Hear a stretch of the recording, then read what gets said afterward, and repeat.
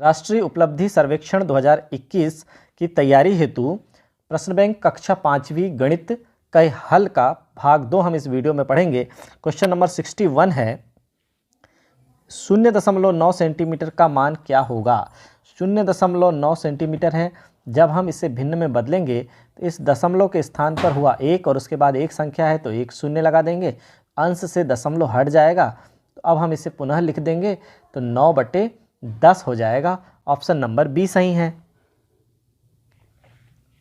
ककड़ी और गाजर का प्रति किलोग्राम मूल्य दिया गया है। इसके अनुसार 2/1/2 किलोग्राम ककड़ी और 1/1/2 किलोग्राम गाजर का कुल मूल्य क्या होगा। तो देखिए, ककड़ी 18 रुपये प्रति किलोग्राम है और गाजर 13 रुपये प्रति किलोग्राम है। 1 किलोग्राम ककड़ी का मूल्य है 18 रुपये, इसलिए 2/1/2 किलोग्राम ककड़ी का मूल्य क्या हो जाएगा, 2 दूनी 4 और 1 5/2 यानी 18 गुणा 5/2। 2 से 18 2 नम 18, 9 बार कट गया तो 9 पाना 45 रुपये की क्या है, ककड़ी है। अब देखिए, इसी प्रकार 1 किलोग्राम गाजर का मूल्य है 13 रुपये। तो 1/1/2 यानी 1 1 दूनी 2 और 1 3/2। 3/2 किलोग्राम गाजर का मूल्य क्या होगा, देखिए 2 है हमारे पास, अभी कुछ नहीं कट रहा है। यहाँ हो जाएगा 13 तिया 39/2 यानी 2 एकम 2 फिर बचा 1, 2 नम 18 फिर बचा 1 शून्य, 2 पंचे 10। 19 रुपये 50 पैसे की है गाजर और 45 रुपये की है ककड़ी। दोनों को हम जोड़ देंगे तो 45.00 में 19 रुपये 50 पैसे जब जुड़ जाएगा तो हो जाएगा 9 और 5 14 की 4 हासिल का 1, 5 और 1 6, 64 रुपये 50 पैसे। तो कुल कीमत हो जाएगी 64 रुपये 50 पैसे। ऑप्शन नंबर डी सही है। छायांकित भाग का दशमलव में मान क्या होगा। देखिए, छायांकित भाग का दशमलव में क्या मान होगा। 1 2 3 4 में से एक भाग छायांकित है तो 1/4। इसे हम जब दशमलव में बदलेंगे तो 4 का भाग दे देंगे 1 में, तो भाग नहीं जाने का 0। तो यहाँ हो जाएगा दशमलव, तो यहाँ हो जाएगा 0। फिर 4 दूनी 8 बचा 2। अब चूंकि दशमलव लग चुका है इसलिए उतारेंगे 0। 4 पंचे 20। तो क्या हो जाएगा, 1/4 को हम दशमलव के रूप में क्या लिखेंगे, 0.25। ऑप्शन नंबर ए सही है। क्वेश्चन नंबर 64 है छायांकित भाग का दशमलव में मान क्या होगा। 1 2 3 4 5 भाग हैं कुल, उसमें से एक भाग छायांकित है तो 1/5। तो इस 5 का भाग जब हम 1 में देंगे भाग नहीं जाने का 0 हो जाएगा। फिर दशमलव लगाएंगे तो यहाँ 0 आ जाएगा, 5 दूनी 10 हो गया। तो कितना आया, 0.2। ऑप्शन नंबर बी सही है। 65 है दिए गए चित्र में छायांकित भाग कौन सी दशमलव संख्या दर्शाता है। देखिए, 1 2 3 4 5 6 7 8 9 10 कुल भाग हैं 10 और उसमें से कितने भाग छायांकित हैं, 1 2 3 भाग छायांकित हैं तो 3/10। इसी तरह से देखिए, जब हम 10 का भाग 3 में देंगे भाग नहीं जाने का हो जाएगा 0। यहाँ लगाएंगे दशमलव, यहाँ जाएगा 0, 10 तिया 30। तो देखिए पूरा पूरा विभाजित हो गया 0.3। ऑप्शन नंबर ए सही है। 2/5 किलोमीटर की दूरी के बराबर दूरी कौन सी है। तो देखिए 2/5 किलोमीटर की दूरी के बराबर की दूरी कौन सी है, 5 का भाग जब 2 में देंगे भाग नहीं जाने का हो जाएगा 0। यहाँ लगाएंगे दशमलव, यहाँ जाएगा 0, 5 चौके 20। तो सही उत्तर क्या हो जाएगा, 0.4। 0.4 किलोमीटर अर्थात ऑप्शन नंबर सी सही है। 67 नंबर का प्रश्न है किसी घड़ी में 2 सुइयों के बीच बना कोण समकोण के बराबर है। किस घड़ी में, देखिए तो देखिए यहाँ पर सीधे समकोण बन रहा है ऑप्शन नंबर ए में, यानी 9 बजे का समय समकोण बनाता है। ऑप्शन नंबर ए सही है। आपकी गणित की पुस्तक के मिलने वाले 2 किनारे कौन सा कोण बनाते हैं। जो दो किनारे हैं आपकी गणित की पुस्तक के मिलने वाले दो किनारे कौन सा कोण बनाते हैं? दो किनारे समकोण बनाते हैं। देखिए इस तरह से पुस्तक है हमारी और उसके जो दो किनारे हैं आपस में क्या बनाते हैं? समकोण बनाते हैं। ऑप्शन नंबर बी सही है। ऊपर दिए गए चित्र को देखो। इस चित्र में कोण बनाते दिख रही दो किरणों के बीच कौन सा कोण बनता दिख रहा है? 90 अंश से कम का कोण। 90 अंश से कम का कोण क्या कहलाता है? न्यून कोण कहलाता है। न्यून कोण कहलाता है, यानी ऑप्शन नंबर बी सही है। नीचे बने चित्रों में कौन सा कोण न्यून कोण है? फिर से देखिए 90 अंश से कम का कोण किस में बन रहा है? ऑप्शन नंबर डी में बन रहा है, इसलिए यह न्यून कोण है। घड़ी में 2 बजे की स्थिति में उसकी दोनों सुइयों के बीच कौन सा कोण बनेगा? दोनों सुइयों के बीच 2 बजे की स्थिति में कौन सा कोण बनेगा? अभी हम देख लेते हैं। 2 बजाते हैं, ये घड़ी है और ये 2 बजे की स्थिति है। घंटा काटा है 2 पर और ये 1 और ये 12 पर है मिनट काटा। तो 2 बजे की स्थिति में 3 बजे की स्थिति में समकोण बनता है, तो 2 बजे की स्थिति में उससे कम बन रहा है, यानी समकोण से कम, तो न्यून कोण हम उसे बोल सकते हैं। समकोण से कम, ऑप्शन नंबर सी सही है। चित्र में कितने अधिक कोण हैं? तो देखिए ये तो समकोण है, यह भी समकोण है, ये एक अधिक कोण है समकोण से भी बड़ा, और ये अधिक कोण है समकोण से भी बड़ा, तो 2 हो गए अधिक कोण, और एक ये जो तीसरा है ये तो समकोण ही है, तो 3 है समकोण और 2 हैं अधिक कोण। ऑप्शन नंबर बी सही है। निम्न में से कौन सही नहीं है? 3.2 मीटर बराबर 320 सेंटीमीटर सही है। 3.2 किलोग्राम बराबर 3200 ग्राम, यह भी सही है। 3.2 रुपये बराबर 320 पैसे, यह भी सही है। तो देखिए अब 3.2 लीटर बराबर 3200 मिलीलीटर होता है, तो यहाँ पर यह गलत दिया है, ऑप्शन नंबर डी। 6 मीटर लंबी पट्टी से 30 सेंटीमीटर माप की कितनी बराबर पट्टियाँ बन सकती हैं? 6 मीटर यानी 600 सेंटीमीटर। अब 30 सेंटीमीटर के हिसाब से हम पट्टियाँ काट रहे हैं, इसलिए 30 का भाग दे देंगे। 30 दूनी हो जाएगा 60, ये हो जाएगा और ये उतारे 0, तो यहाँ भी हो जाएगा भाग नहीं जाने का 0, यानी 20 बराबर पट्टियाँ बन सकती हैं। ऑप्शन नंबर ए सही है। 2250 ग्राम चीनी और 1750 ग्राम आटे का कुल वजन क्या होगा? ये देखिए 2250 ग्राम चीनी और 1750 ग्राम आटा, दोनों को जब हम जोड़ देंगे तो 0, 5 दूनी 10 की 0 हासिल का 1, 7 और 2 9 और 1 10 की 0 हासिल का 1, 3 और 1 4, 4000 ग्राम, जो कि 4 किलोग्राम के बराबर है। ऑप्शन नंबर बी सही है। माप 6 लीटर 425 मिलीलीटर बराबर है। तो 6 लीटर पूरे हैं और 425 मिलीलीटर को जब हम लीटर में बदलेंगे तो बटे में देखिए 425 मिलीलीटर को जब हम लीटर में बदलेंगे तो 1000 का भाग होता है। 1000 मतलब 3 संख्या के बाद दशमलव, 0.425 हो जाएगा, और 6 लीटर पूरे हैं, इसलिए 6.425 लीटर, यानी ऑप्शन नंबर बी सही है।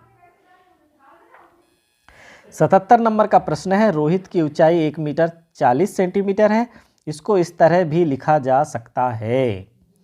1 मीटर 40 सेंटीमीटर है तो उसको हम लिख देंगे 1.40 मीटर, ऑप्शन नंबर सी। निम्न में से कौन सा कथन सत्य नहीं है? कौन सा कथन सत्य नहीं है? तो देखिए 4 सही 1/2 मीटर बराबर 450 सेंटीमीटर सही है। 4 सही 1/2 किलोग्राम बराबर 4500 ग्राम, यह भी सही है। 4 सही 1/2 घंटा बराबर 290 मिनट। तो देखिए 4 घंटे मतलब 6 चौके 24, 240 मिनट, और आधा घंटा यानी 30, तो 270 मिनट होना था, जो कि कितना हो रहा है 290 मिनट, यानी यह सत्य नहीं है। 4.5 रुपये बराबर 450 पैसे, यह भी सत्य है। 79 नंबर का प्रश्न देखिए, यहाँ पर है ये माप दिए हुए हैं कि 2 माप मिलकर ये 1 गिलास बन रहा है, 3 गिलास मिलकर 1 जग बन रहा है, 2 कप मिलकर 1 गिलास, 3 गिलास मिलकर 1 जग। यदि गिलास 300 ml हो तो देखिए ये कितना है, 300 ml है, तो 300 ml मिलकर ये हो गया गिलास कितने का, 600 ml का। तो 600 ml, 600 ml और 600 ml, 6 3 1800 ml। तो 1800 ml क्या हो गया, जग हो गया। अब इसको यदि हम लीटर में बदलेंगे तो 300 मिलीलीटर हो तो इससे हम कितना लिख सकते हैं, इस जग को कितना लिख सकते हैं, 1800 मिलीलीटर। 1800 मिलीलीटर मतलब वास्तव में यह किस के बीच में आ रही है, 1 लीटर और 2 लीटर के बीच में, यानी ऑप्शन नंबर ए सही है। 80 नंबर का प्रश्न है, एक बाल्टी को भरने के लिए 5 जग पानी की ज़रूरत होती है। एक बाल्टी को भरने के लिए 5 जग पानी की ज़रूरत होती है। एक टंकी 25 बाल्टी से भरी जाती है। एक टंकी कितने से भरी जा रही है, 25 बाल्टी से भरी जा रही है। तो उस टंकी को भरने के लिए कितने जग पानी की ज़रूरत होगी, 25 बाल्टी, और 5 जग से 1 बाल्टी भर रही है तो गुणा 5, 25 पंचे 125, तो 125 जग पानी की आवश्यकता होगी। ऑप्शन नंबर डी सही है। पानी से भरे गिलास में समान आकार के 7 कंचे डालने पर 14 मिलीलीटर पानी गिलास से बाहर गिरता है। एक कंचे का आयतन कितना होगा, एक कंचे का आयतन कितना होगा। अब देखिए 14 मिलीलीटर 7 कंचे डालने से, चूँकि 7 कंचे डालने से 14 मिलीलीटर पानी ऊपर आ रहा है, तो एक कंचे डालने से 14/2 मिलीलीटर यानी 14/7 मिलीलीटर यानी 2 मिलीलीटर पानी होगा एक कंचे का आयतन। तो ऑप्शन नंबर सी सही है। एक टंकी पूरा भरने के लिए 8 बाल्टी पानी लगता है। एक बाल्टी में 6 मग पानी आता है, तो टंकी को कितने मग पानी से भरा जाएगा। फिर से वही, एक टंकी को भरने के लिए 8 बाल्टी पानी की ज़रूरत है और एक बाल्टी को भरने के लिए 6 मग पानी की ज़रूरत है, तो 6 मग बराबर 1 बाल्टी है, इसलिए 6 गुणा 8 मग हमें डालना पड़ेगा पानी। तो 8 छिंग 48 मग की आवश्यकता होगी, 48 मग पानी की आवश्यकता होगी। ऑप्शन नंबर ए सही है। ये देखिए 20 लीटर का पात्र है टंकी, और ये जग जो है वो 2 लीटर का पात्र है। कितने जग पानी से टंकी पूरी भर जाएगी। देखिए एक बार भरेंगे तो 2 लीटर, 2 एकम 2, 2 दूनी 4, 2 तिया 6, 2 चौका 8, 2 पंच 10, 2 छिंग 12, 2 7 14, 2 8 16, 2 9 18, 2 धाम 20 लीटर को भरने के लिए कितने जग की ज़रूरत होगी। 1 2 3 4 5 6 7 8 9 10 जग पानी की आवश्यकता होगी। ऑप्शन नंबर ए सही है। समान माप के 9 कंचे एक मापक बोतल में डालने पर 90 मिलीलीटर पानी ऊपर उठ जाता है। एक कंचे का आयतन कितने मिलीलीटर होगा। 9 कंचे का आयतन बराबर 90 मिलीलीटर, तो एक कंचे का आयतन कितना होगा, 90/9 मिलीलीटर। 90/9 मिलीलीटर यानी 9 धाम 90, 10 मिलीलीटर। ऑप्शन नंबर बी सही है। 85 नंबर का प्रश्न है, 2 लीटर 250 मिलीलीटर शरबत से 250 मिलीलीटर के कितने गिलास भरे जा सकते हैं। 2 लीटर यानी 2000 मिलीलीटर और उसमें 250 मिलीलीटर और है, तो हो गया ये 2250 मिलीलीटर। क्या था 2250 मिलीलीटर, शरबत था। अब 250 मिलीलीटर के गिलास भर रहे हैं हम, तो किसका भाग देंगे, 250 का। तो क्या हो जाएगा 250, ये 9 बार यदि हम पहाड़ा पढ़ेंगे तो 9 शून्य 0 9 5 45 की 5 हासिल का 4 9 दूनी 18 19 20 21 22। तो ये हो गया पूरा कट, यानी कितने, देखिए यहाँ पर हमें 9 गिलास भरे जा सकेंगे। ऑप्शन नंबर सी सही है। 1 किलो 500 ग्राम नमक से 100 ग्राम नमक के कितने पैकेट बनेंगे। देखो 1 किलोग्राम यानी 1000 ग्राम, और 500 ग्राम उसमें और जोड़ देंगे तो कितने ग्राम हो गया? 1500 ग्राम। अब 1500 ग्राम के हम 100 के बंडल बनाएंगे तो कितने बंडल बनेंगे? 15 बंडल बनेंगे। ऑप्शन नंबर सी सही है। 2 लीटर आयतन वाले जग में 5 गिलास पानी डालने पर वह आधा भर जाता है, तो गिलास का आयतन कितना होगा?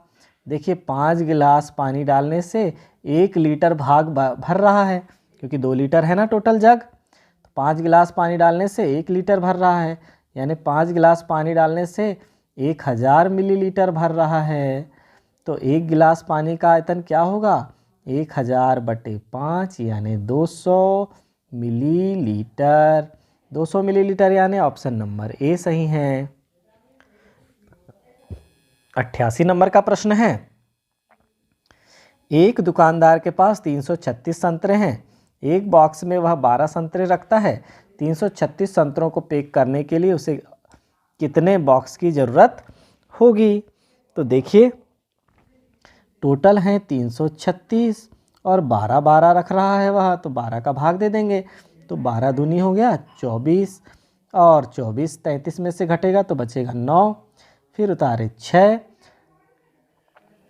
12 पंचे 60, 12 छीन 72, 12 सत्ते 84, 12 अट्ठे 96। ये देखिए, तो देखिए कितना है, कितने बॉक्स की आवश्यकता होगी उसे? 28 बॉक्स की आवश्यकता होगी। ऑप्शन नंबर बी सही है। 89 नंबर का प्रश्न है, अनिल ने 48 लड्डू बनाए। उसने 6 प्लेटों में बराबर बराबर लड्डू रखे। 48 लड्डुओं को 6 प्लेटों में बराबर बराबर रख रहा है। निम्नलिखित में से कौन सा विकल्प प्रत्येक प्लेट में लड्डुओं की संख्या को दर्शाता है? 6 प्लेट हैं और कुल 48 लड्डू हैं, बांटा जा रहा है तो 6 8 48। तो ये कितने बार प्रत्येक प्लेट में कितने लड्डू होंगे?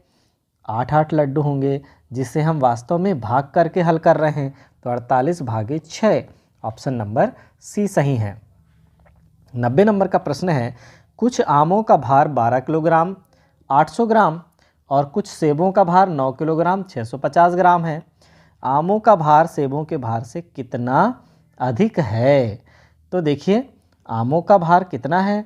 12 किलोग्राम को हम ग्राम में बदल लेंगे तो 12,000 ग्राम हो गया, और 800 ग्राम उसमें और जोड़ देंगे तो ये देखिए आमों का भार कितना हो गया? 12,800 ग्राम हो गया।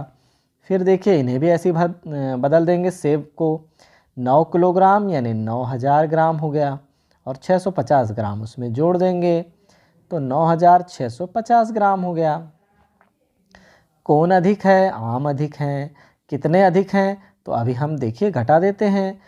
12,800 में से 9,650 को घटा देंगे तो यहाँ जाएगा 0, यहाँ हो जाएगा 10 में से 5 गए तो 5, 7 में से 6 गया तो 1, और 12 में से 9 गए तो 3।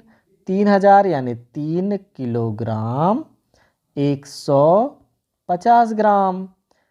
3 kilogram 150 gram option number A यहाँ पर सही है।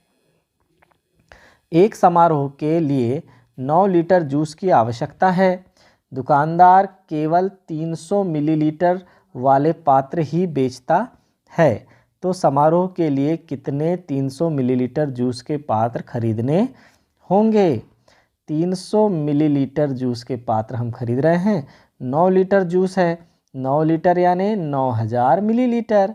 अब हम देखिए 3 तिया 9, ये हो गया, उतारे 0, भाग नहीं जाने का 0, यानी 30 पात्र उसे खरीदने होंगे।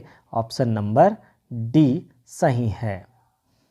चलिए अब लेते हैं प्रश्न नंबर 92। एक व्यक्ति ने पेन, पेंसिल, स्केल एवं स्केच पेन खरीदने पर कुल 450 रुपये खर्च किए। उसने पेन पर 165, पेंसिल पर 39। बताइए उसने स्केल एवं स्केच पेन खरीदने पर कितने रुपए खर्च किए? तो देखिए 450 में से सबसे पहले तो जो 165 रुपये पेन में खर्च किए उसको घटा दो, ये घटा देंगे हम तो हो जाएगा 5। फिर यहाँ 4 बचा, 14 हो गया। 14 में से 6 गए तो 8 बचा, फिर 3 में से 1 गया तो 2 बचा। फिर उसके बाद पेंसिल की कीमत को भी घटा दो। पेंसिल की कीमत 39 रुपये को घटा देंगे तो फिर से यहाँ 15 हो जाएगा। 15 में से 9 गए तो ये 6 हो गया। 7 में से 3 गए तो यहाँ 4 हो गया। ये 246 रुपये में क्या क्या खरीदा गया है? स्केल और स्केच पेन। इन दोनों की अलग अलग कीमत नहीं बताई गई, तो 246 रुपये का स्केल और स्केच पेन खरीदा गया है। ऑप्शन नंबर बी सही है। नंबर 93 है, एक वर्ष में 31 दिन वाले सभी महीनों के कुल दिनों की संख्या कितनी होगी? तो देखिए, वर्ष में जनवरी माह 31 का है, मार्च 31, मई 31, जुलाई 31, अगस्त 31, अक्टूबर 31 और दिसंबर 31। कुल 31 दिन वाले कितने महीने हैं? 1, 2, 3, 4, 5, 6, 7 महीने हैं। तो 31 गुणा 7, 7 एकम 7 और 7 त्रे 21। तो कुल 31 दिन वाले दिनों की संख्या हो जाएगी 217। 31 दिन वाले महीनों में कुल 217 दिन हैं। 94 नंबर का प्रश्न है, एक व्यक्ति प्रत्येक कदम में 36 सेंटीमीटर चलता है, उसके द्वारा 20 कदम में चली गई दूरी कितनी होगी? तो देखिए, 36 सेंटीमीटर एक कदम में, तो 20 कदम में 36 गुणा 20। अब 0 से भागने जाने का 0, 0 लगा देंगे, एक क्रॉस लगा दिया। अब 2.5 का गुणा करेंगे 2 का, 2 छिंग 12 की 2, हासिल का 1, 2 तिया 6 और 1 7, तो हो जाएगा 0, 2, 7 और 720 सेंटीमीटर, जिसे हम मीटर में बदलेंगे तो क्या हो जाएगा? 2 संख्या के बाद दशमलव लग जाएगा। 7.20 मीटर या 7.2 मीटर। ऑप्शन नंबर सी सही है। खाली बॉक्स में आने वाली संख्या कौन सी है? तो देखिए, खाली बॉक्स में कौन सी संख्या आएगी? यहाँ पर देखिए, 1 तिया 3, 3 तिया 9, 9 तिया 27 और 27 तिया 81। 3 3 गुना हो रहा है, तो ऑप्शन नंबर ए आएगा 27। फिर 96 नंबर का प्रश्न देखिए, दिए गए पैटर्न में हर एक लाइन में संख्याओं का जोड़ 12 है। इस आधार पर रिक्त स्थान में कौन सी संख्या आएगी? हर एक लाइन में संख्याओं का जोड़ 12 है। देखिए, 2 और 3 हो गए 5 और 5 और 7 12, 7 और 4 हो गए, यहाँ देखिए ये लाइन देखिए, 3 और 4 हो गए 7, 8 9 10 11 12, यहाँ आ जाएगा 5, क्योंकि 6 और 5 हो गए 11 और 1 हो गया 12। तो आड़ी खड़ी सब लाइनों में मिलाकर कुल योग 12 आ रहा है, इसलिए रिक्त स्थान पर क्या आएगा? 5 आएगा। ऑप्शन नंबर बी सही है। 97 नंबर का प्रश्न है, दिए गए पैटर्न में नीचे 2 संख्याओं का जोड़ ऊपर की संख्या बनाती है, पैटर्न को समझकर रिक्त स्थान की पूर्ति कीजिए। देखिए, ये 5 और 10 का जोड़ 15 बना रहा है, 15 और 20 का योग 35 बना रहा है, 10 और 15 का योग 25 बना रहा है, 15 और 25 का योग क्या बनाएगा? 40 बना देगा, है ना, और 40 और 60 का योग 100 बना देगा। तो 40 यानी ऑप्शन नंबर सी यहाँ पर सही है। 98 नंबर का प्रश्न देखिए, खाली बॉक्स में कौन सी वर्ग संख्या आएगी? वर्ग संख्या, 1 का वर्ग 1, 2 का वर्ग 4, तो 3 का वर्ग हो जाएगा 9 और 4 का वर्ग तो यहाँ दिया ही है 16, तो 3 का वर्ग 9 यानी ऑप्शन नंबर बी सही है। खाली बॉक्स में कौन सी त्रिकोणीय संख्या आएगी? तो देखिए, यहाँ पर 1 है, फिर यहाँ पर 3 है, फिर 1 के पीछे 2 हो गए, 2 के पीछे 3 हो गए, अब 3 के पीछे हो जाएंगे 4, अब 4 के पीछे हो जाएंगे 5, तो 10 तो पहले से थी, उनमें फिर 5 बिंदु और बढ़ जाएंगे तो 15, यानी ऑप्शन नंबर डी सही है। 100 नंबर का प्रश्न है, नीचे दिए गए जादुई वर्ग के हर पंक्ति का योग 150 है, तो रिक्त स्थान में कौन सी संख्या आएगी? हर पंक्ति का योग कितना है? 150 है, तो रिक्त स्थान पर कौन सी संख्या आएगी?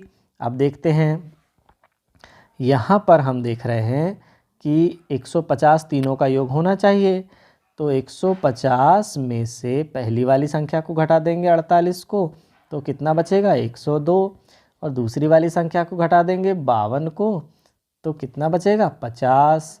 तो वास्तव में यहाँ बीच में क्या आएगा, यहाँ पर 50 आएगा, क्योंकि तीनों का योग हम जब करेंगे तो 150 भी आ रहा है, यानी ऑप्शन नंबर सी यहाँ पर सही है।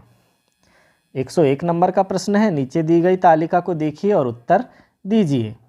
ठीक है, साला आने का तरीका टेली चिन्ह द्वारा दर्शाया गया है। साइकिल से साला आने वाले विद्यार्थियों की संख्या कितनी है। अब देखिए टेली चिन्ह द्वारा यहाँ दर्शाया गया है, तो 5, 10, 15, 20, 21, 22, 23 पैदल आने वालों की संख्या कितनी है 23 है। फिर साइकिल वाली 5, 10, 15, 20, 21 और 22, और फिर ऑटो वालों की 5, 10, 11 और 12, और बस वालों की 5, 10, 15। तो यहाँ पर देखिए साइकिल से आने वालों की संख्या कितनी है 22 है, यानी ऑप्शन नंबर डी सही है। प्रश्न नंबर 102 है, शबाना ने अपनी कक्षा के बच्चों की मनपसंद मिठाई की जानकारी को निम्नानुसार एकत्र किया है। मनपसंद मिठाई और टेली चिन्ह। जलेबी, देखिए एक टेली चिन्ह का डिब्बा पाँच भुजाएं बनाता है, 1, 2, 3, 4 और 5, इसलिए इसे 5 गिना जाता है। तो जलेबी का टेली चिन्ह क्या है 5, 10, 11 और 12। गुलाब जामुन का है 5, 10, 11, 12, 13। रसमलाई का है 5 और 10, 5, 10, 11, 12 है बूंदी का। तो हमें क्या पूछा गया है, उपरोक्त तालिका अनुसार सही जानकारी कौन सी है। गुलाब जामुन पसंद करने वाले बच्चों की संख्या सर्वाधिक है क्या।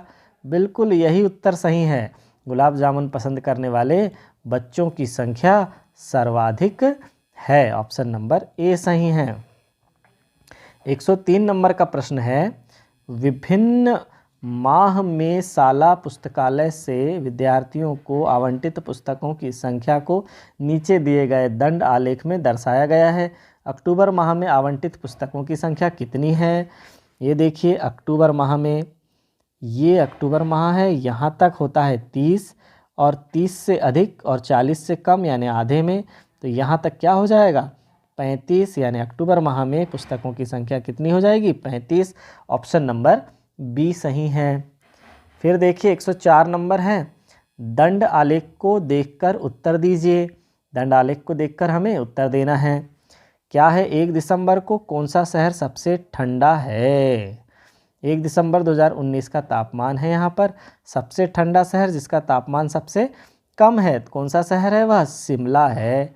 शिमला शहर 1 दिसंबर को सबसे अधिक ठंडा है, ऑप्शन नंबर बी सही है। 105 नंबर का प्रश्न है, नीचे दिया गया दंड आलेख किसी कक्षा के विद्यार्थियों द्वारा प्रतिदिन टीवी देखने के समय को प्रदर्शित करता है। 3 घंटे से कम समय तक कितने विद्यार्थी टीवी देखते हैं। तो 3 घंटे से कम समय तक कितने विद्यार्थी टीवी देखते हैं, ये 3 घंटे से कम समय का है। देख लीजिए कितने विद्यार्थी देख रहे हैं टीवी, ये 13 और ये 9, कुल मिला के कितने हो गए 22 विद्यार्थी हो गए, ऑप्शन नंबर ए सही है। फिर इसके बाद है 106 नंबर का प्रश्न है, सरिता ने अपनी कक्षा के बच्चों की मनपसंद फलों की जानकारी को निम्नानुसार एकत्र किया है। मनपसंद फल, बच्चों की संख्या, टेली चिन्ह। तो देखिए आम 12 बच्चे की मनपसंद है और उसे टेली चिन्ह द्वारा 5, 10 और 2 12 द्वारा व्यक्त किया गया। केला 15 है तो 5, 10, 15। देखिए 1, 2, 3, 4 और ये 5, इस तरह से 5 टेली चिन्ह को इस डब्बे द्वारा व्यक्त किया जाता है, तो 15 हो गया। 16 को देखिए 5, 10, 15 और 1 16 द्वारा व्यक्त किया गया। तो 13 को हम कैसे व्यक्त करेंगे।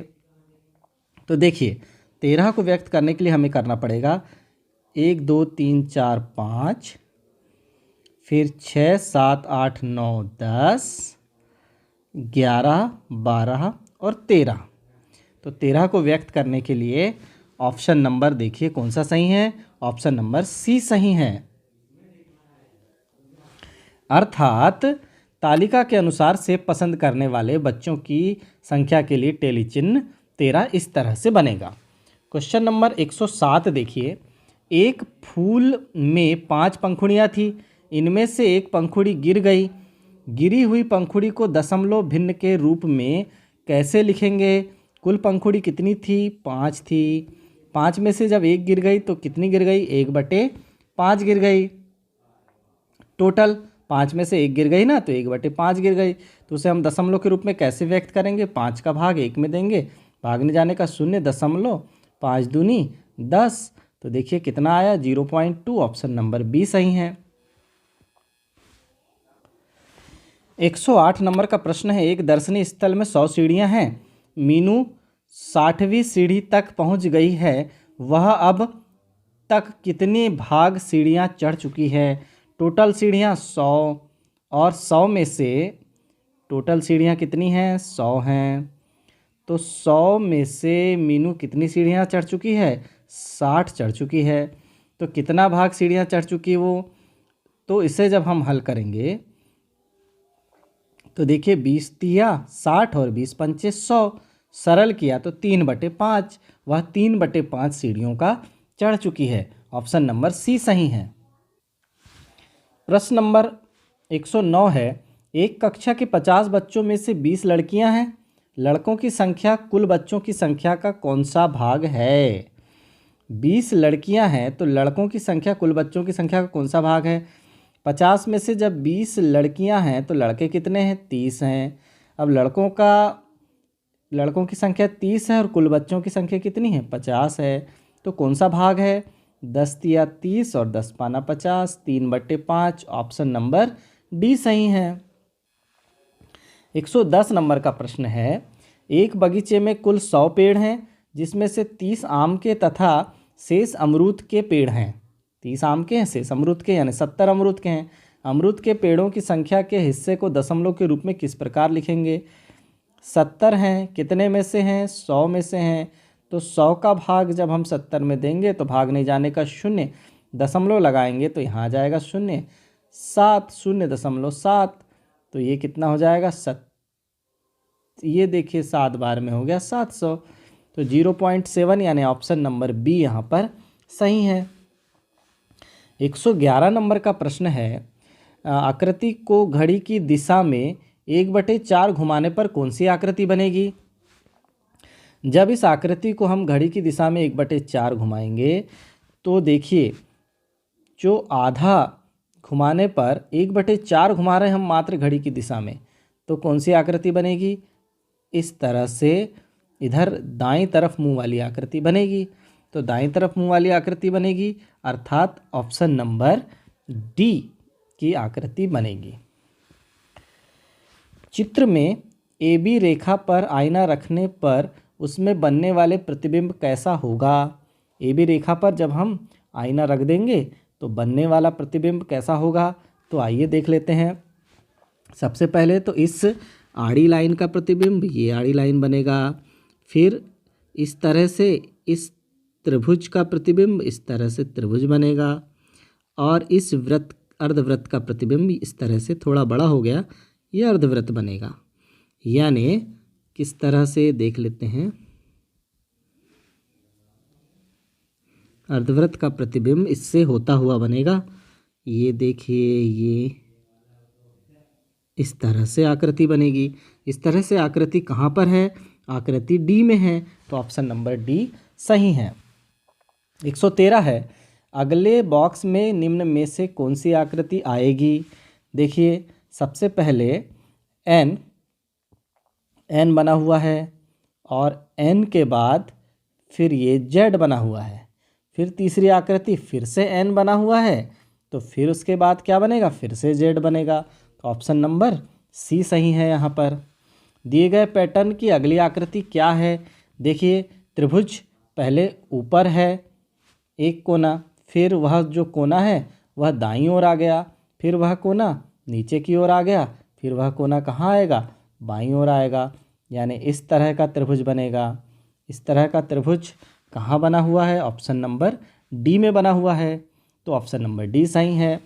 चित्र में दी गई नेट के उपयोग से कौन सी आकृति बनेगी? ये जो नेट दी गई है इसके उपयोग से कौन सी आकृति बनेगी? देखिए सबसे पहले यह भाग ऊपर आएगा और सबसे ऊपर ये वाला भाग आ जाएगा, और ये बाएं, ये देखिए 1 दीवार, 2 दीवार, 3 दीवार, 4 दीवार बन जाएंगी। ये हो जाएगा तल और ये हो जाएगा छत। तो इस तरह से जो भाग बनेगा वह घनाभ के आकार का भाग बनेगा। तो ऑप्शन नंबर बी सही है, क्योंकि घनाभ में 6 फलक होती हैं और ये 6 फलक हैं।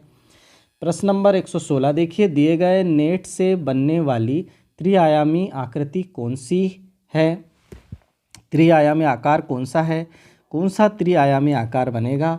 तो देखिए इससे बनेगा शंकु। क्या बनेगा? शंकु। ऑप्शन नंबर सी सही है, क्योंकि ये नीचे बन जाएगा वृत्त और ये पूरा भाग इस तरह से वृत्त रहेगा और उसके ऊपर इस तरह से त्रिभुज को लपेटा जाएगा। तो इस तरह से बनने वाली आकृति शंक्वाकार होगी। ऑप्शन नंबर सी सही है। प्रश्न नंबर 117 देखिए, दिए गए नेट से बनने वाली त्रिआयामी आकार कौन सा होगा? अब देखिए ऊपर भी वृत्त हो गया, नीचे भी वृत्त हो गया, और इस तरह से जो आकार बनेगा, तो इस आयताकार भाग को हम जब घना बेलन के रूप में बनाएंगे तो इस तरह से ये बेलनाकार बन जाएगा। ऑप्शन नंबर सी यहाँ पर सही है। दी गई नेट के उपयोग से कौन सी आकृति बनेगी? अब देखिए इसके उपयोग से 1 2 3 4 5 6 हैं, 6 हैं, लेकिन बराबर फलक हैं। तो बराबर फलक हैं इसलिए यहाँ घनाभ न बन के क्या बनेगा? घन बनेगा। ऑप्शन नंबर ए सही है। इस तरह से कक्षा 5वीं गणित की प्रश्न बैंक का संपूर्ण हल यहाँ पर समाप्त होता है। धन्यवाद।